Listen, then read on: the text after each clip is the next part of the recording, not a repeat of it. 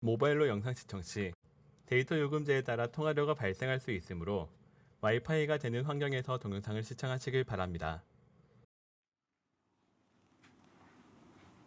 안녕하십니까? 여러분들과 함께 오손도손 미술 얘기를 만들어 나가고 있는 빨간장갑 정경실입니다. 오늘은 두 번째 얘기 만나보겠습니다. 지난주에 이어서 고호 얘기를 이어나가도록 할 텐데요. 지난 시간에 자신의 길을 자른 우리 고호의 자화생 얘기를 했었죠. 고호는 1853년, 그러니까 지금부터 약 170년 전이 되네요. 네덜란드 준데르트에서 태어났습니다. 네덜란드 수도가 암스테르담이죠. 그리고 그 밑에 보면 제가 덴 헤그에다가 이렇게 마킹을 해뒀어요. 왜냐면 우리에게 조금 익숙한 장소이거든요. 여러분 혹시 역사 시간에 고종 임금이 이준 열사를 보냈던 헤이그 밀사 사건 기억나시나요? 우리가 독립국가라는 걸 알리기 위해서 그 밀사를 보냈던 곳이 이제 우리 역사 시간에는 헤이그라고 나오는데 그것이 이제 네덜란드 말로 하면 덴 헤그입니다. 그래서 제가 익숙한 곳에서 한번 마킹을 해봤고요. 방고가 태어난 곳은 그 밑에 벨기에와 그 경계 부분 아주 남쪽에 있는 곳입니다. 그곳에서 태어났는데요. 고우는 33살까지 살다가 그 프랑스로 갑니다. 그래서 그 다음엔 다시는 고향으로 돌아오지 않아요. 37살까지 5년간 남프랑스에서 살다가 생을 마칩니다. 그러면 네덜란드 입장에서 보면 조금 아쉬운 점이 있겠죠. 이렇게 세계적으로 유명한 작가가 프랑스에 뺏긴 듯한 아쉬움이 있을 겁니다. 그래서 네덜란드에서는 고흐의 단독 미술관, 반 고흐 미술관을 수도 암스테르담에 지었는데요. 국가 차원에서 한 미술가를 위해서 이렇게 미술관을 짓는다는 것은 이전에는 없었던 일이었습니다. 그 왕립 미술관이에요. 유럽 전체 여러 미술관 중에서 많은 관람객들이 방문하는 미술관 중에 하나고요. 지금은 그 수도 암스테르담의 최고의 관광 명소 중에 하나가 되었다고 합니다. 그 작품 한 200여 점과 동생이 테오랑 주고받았던 편지가 전시되는데요. 저는 가보지 못했어요.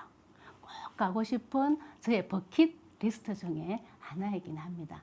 근데 고 미술관을 다녀오신 분들이요, 조금은 생각보다 고 작품이 적은 것 같더라 이런 얘기를 제가 여러 번 들었는데요. 우리가 알고 있는 고흐의 유명한 작품들이 많이 소장되어 있지 않아서 그런 말씀들을 하지 않는가 생각을 합니다.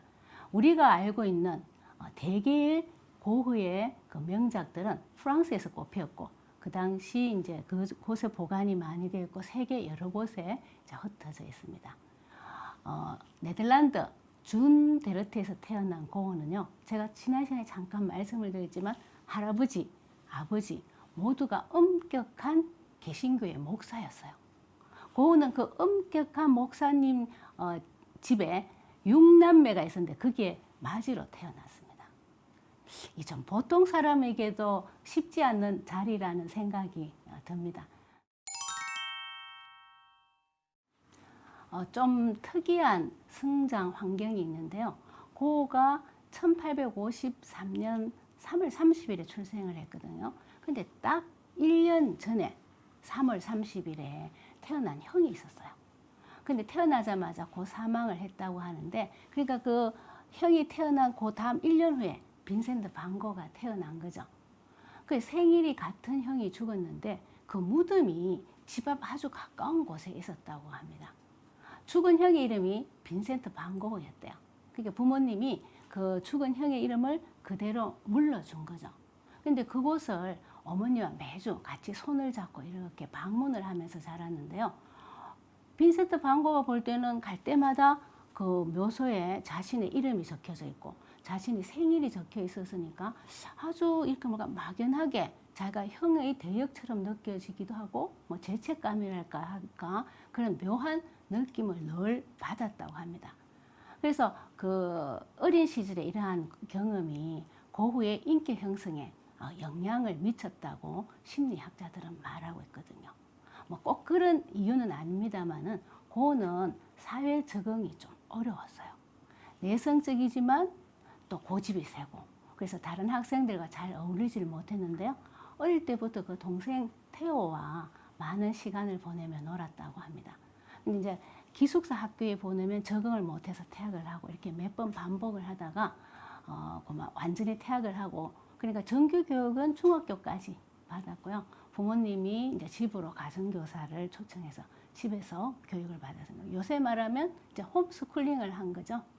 그 대신에 고은은 책을 굉장히 좋아했다고 합니다. 독서광이었대요. 다양한 장르의 책들을 여러 권을 이제 많이 봤는데 모국어인 뭐 네덜란드어는 당연하겠죠. 영어, 불어, 독어 모든 이런 언어에 능통을 해서 문학, 철학 이런 책들을 닥치는 대로 이렇게 원서로 읽으면서 자랐다고 합니다. 고은은 이제 여러 직업을 이제 전전하다가 이제 미술 공부를 늦게 시작했다고 말씀을 드렸죠. 27에 시작하고 미술 학교를 갔는데 그것도 잠시밖에 다니지 못해요. 교수님도 고우를 싫어하고 고우도 교수님을 싫어해서 잠깐 다니다 그만두고 이제 다른 사람의 그림을 보고 이제 그리면서 스스로 독학으로 미술 공부를 했습니다. 이 고우의 삶은요 정말 번민과 투쟁의 연속이었어요. 가족 간의 불화로 늘 바치고 그 아버지와는 결국은 이제 화해를 하지 못하고 아버지가 돌아가시거든요. 그래서 그걸 이렇게 표현하는 또 고우의 정물화 작품이 있습니다. 다 함께 꼭 한번 소개해 드리도록 하고요. 이 주변에 이제 갈등들로 몸과 마음이 병들고 가난에 시달린 아주 고달픈 삶이었죠. 부모로부터 이제 충분한 사랑을 받지 못했던 고우는 이렇게 해상을 하고 있어요. 어린 시절에 나는 정말 어둡고 추운 불모의 시기였다. 나의 어머니는 나를 충분히 사랑해 주지도 않았고 그 동생 태호만이 어머니에게 외환이었고 그럴 만한 가치가 있는 아들이라고 생각하셨다라고 회고를 하고 있습니다. 근데 저는요 이 회고를 보면서 저도 자식을 키우는 부모잖아요. 우리가 자기 사랑은 자기가 가지고 있다라는 말이 있는데 부모 입장에서 보면 고은은 그렇게 참 키우기가 쉽지는 않는 아이였었지 않을까라는 생각을 해봅니다.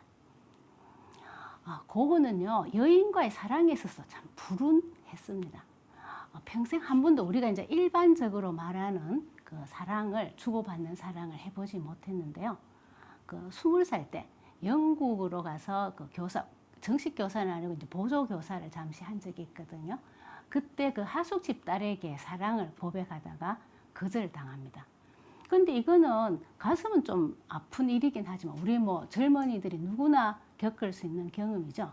근데 20대 후반 27살 때 이모부의 딸인 그게 이종 사촌이 되겠죠. K에게 사랑을 고백했다가 그 장래성이 없다라는 이유로 그 이모부와 그 K에게 아주 단호하게 거절을 당합니다. 근데 그게 일화가 또 하나 있어요. 이모부를 찾아가서 막 K를 만나게 해달라 이렇게 얘기하니까 거절을 하자 고우가 그 이렇게 켜둔 초위에 손을 이렇게 얹습니다. 당연히 뜨겁겠죠. 그래서 뭐라고 말을 하면요. 내가 이 불길 위에 손을 대고 있는 시간 동안만큼의 시간이라도 K를 보게 해달라고 애걸을 합니다. 결국은 만나지 못하고 헤어지게 되는데요. 어찌 보면 그 나중에 길을 자르는 그런 자학적인 행동이 그전부터 보이고 있지 않았었나라는 생각을 해봅니다. 고은은 자기 자신에게요 굉장히 엄격하게 벌을 줬다고 합니다. 그래서 자기가 생각해서 내가 이걸 뭘 정말 잘못했구나. 우리 그런 경험 있잖아요.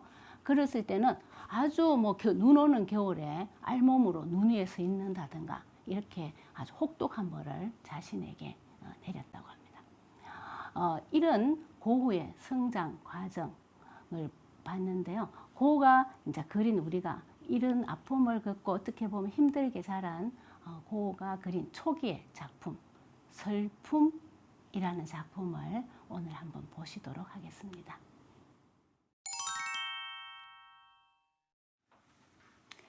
그림 공부를 시작한 지 2년 후쯤에 그린 그림이니까 프랑스 오기 전이죠. 네덜란드에서 그린 그림이다. 고우가 세상을 바라보는 사랑의 눈, 그의 철학관을 엿볼 수 있는 작품, 슬픔입니다. 고우가 동생 태우한테 이렇게 편지를 써요. 나는 사랑하지 않고는 살 수가 없고 살지도 않을 것이며 살아서도 안 된다고 이렇게 편지를 쓰거든요. 그래서 세상과의 갈등은 있지만 인생이나 인간에 대해서 열린 마음으로 자신의 방식으로 사랑을 베풀고 표현을 하지만 이것이 그 세상의 방식이나 규범에 맞지 않는 거였죠. 이 그림은 고우와 결혼을 했던 여인의 모습입니다. 이 여인은 5살짜리 여자 딸애가 딸려 있는, 그리고 임신한, 그 고우가 아기가 아니에요. 다른 사람의 아기를 임신한 거리의 연인과 결혼을 하겠다 이렇게 말했을 때요. 그의 아버지는 뭐 고우를 정신병원에 넣겠다라고 얼음장을 놓았고요. 동생 태우는 경제적 지원 모든 것을 끊겠다고 얘기를 합니다. 하지만 결혼을 합니다. 그림을 그리기 시작한 초창기에 이제 고우가 이렇게 그림은 그리고 싶은데 경제적으로 넉넉하지 못했겠죠. 모델이 아마 궁했을 겁니다. 그래서 고우가 아이를 뵌 거리의 여인을 그리면서 자신의 빵도 나누어주고 또 옷도 나누어주고 하다가 결국에는 결혼까지 하게 된 거죠. 한번 상상을 해보시겠어요? 여러분들이? 엄격한 대대로 목사님의 집안의 장남이 임신을 한, 그것도 아이가 딸린 거리의 여인과 결혼한다고 했을 때 어땠을까요? 자, 우리가 작가로서 고우를 얘기할 때는 인간애를 가진 아직 인물이다. 정말 인간에 대한 순수한 사랑을 가지고 있다. 이렇게 얘기를 할 수 있지만 내 아들, 나의 형이라고 가정해 볼 때 여러분들은 어떤 반응을 보일까요? 자, 그림을 한번 보도록 하겠습니다. 양팔을 이렇게 구부리고 무릎을 가로질러 겹쳐서 머리를 이렇게 우리가 박고 있다고 하나요? 근데 구부리고 있는 모습이라서 얼굴은 보이지 않아요. 그렇지만 그 팽팽하지 않는 곡선, 여기에 장단지나 그 엉덩이 옆에 이렇게 그 허벅지라고 그러죠. 그게 이제 라인 같은 게 보이시죠? 그게 별로 팽팽하지 않아요. 그래서 젊은 여자는 아니구나라는 것을 알 수 있고요. 가슴을 한번 봐주시겠어요? 가슴도 아주 축 늘어지고 그 뱃살이라고 그래요. 배 나이살도 보이고 머리털도 보면 별로 탐스럽게 보이지 않네요. 그래서 이제 굽은 등, 그리고 허리 부분도 보면 여기에 등 부분에 약간 불룩하게 살이 나와 있는 듯이 보이고 있잖아요. 젊지 않다라는 것을 우리가 짐작을 할 수 있고, 고개를 이렇게 파묻고 있는 그 자세에서 정말 어떻게 떨칠 수 없는 슬픔이 배어나고 있는 듯합니다. 그 옆에 보면 글이 하나 나와 있어요. 고우가 이렇게 얘기해요. 어떻게 한 여인을 이렇게 홀로 내버려 둘 수 있단 말인가? 이렇게 얘기를 하면서 진정한 인간에 대한 사랑, 열린 마음을 표현하고 있는 작품이 되겠습니다.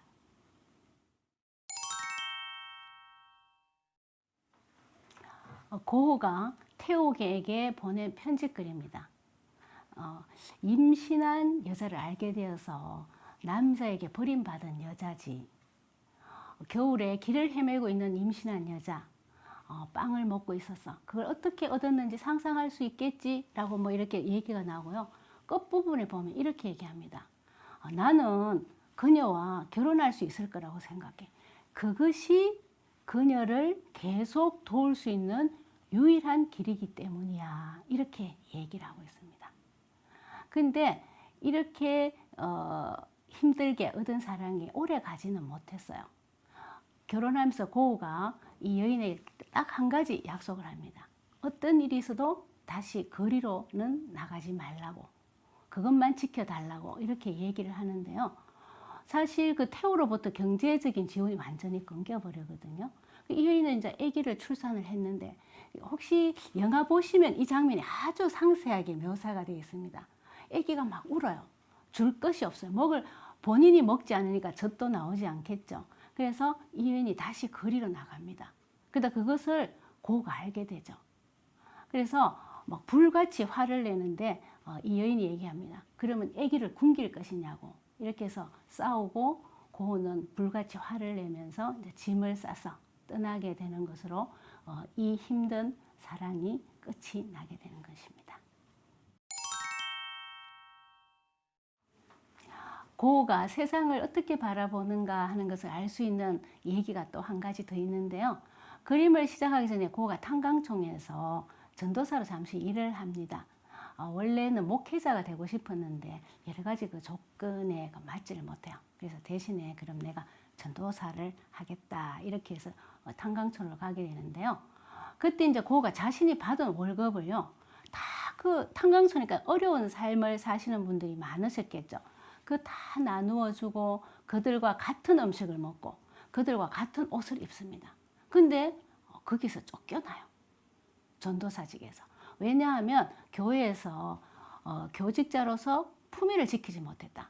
교회의 얼굴을 우리가 보통 얼굴을 깎았다고 하나요? 체면을 유지하지 못했다고 해서 그 전도사직에서 쫓겨나게 되는데, 이것을 계기로 해서 고우는 종교와는 영영 이별을 하게 되고 다시는 종교를 갖지 않게 됩니다.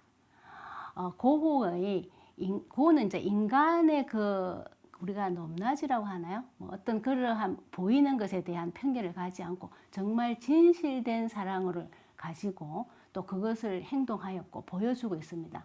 그런데 그 고우에 대한 시각이 나와 이제 직접 이렇게 연결되었을 때 우리는 과연 어느 만큼 고우의 그것을 이해하고 받아들일 수 있을까라고 이렇게 고개가 가우뚱거려집니다. 고우의 사랑 한 단면을 보여주는 오늘 슬픔이라는 제목을 함께 했습니다. 다음 시간에도 우리 고우 얘기 이어나가 보도록 하겠습니다. 다음 만남을 기대하면서 마치도록 하겠습니다. 감사합니다.